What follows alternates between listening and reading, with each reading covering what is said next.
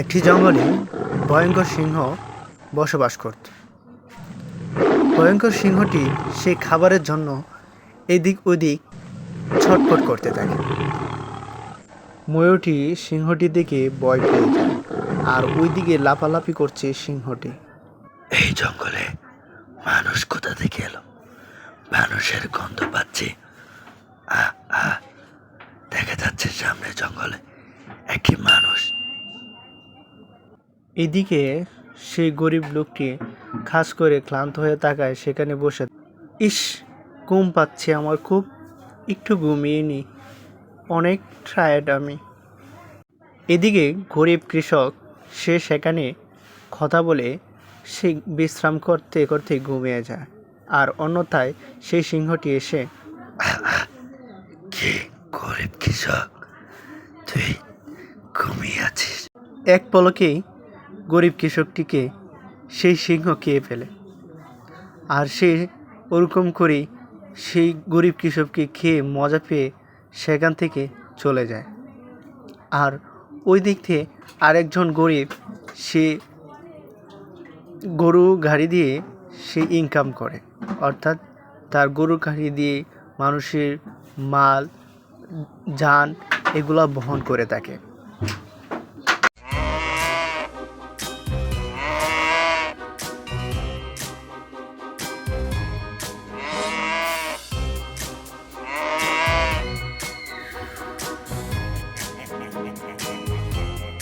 চমৎকার, সুন্দর হরিণ, তুমি এসেছো আমার কাছে, তোমাকে অনেক ধন্যবাদ।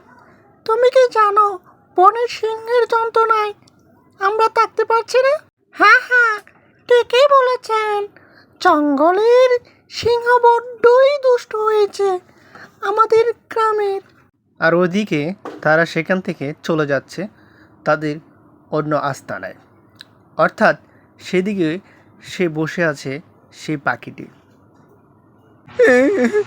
কি দেখেছি আমি তো গাছ তো মানুষকে দেখতে পেরেছি।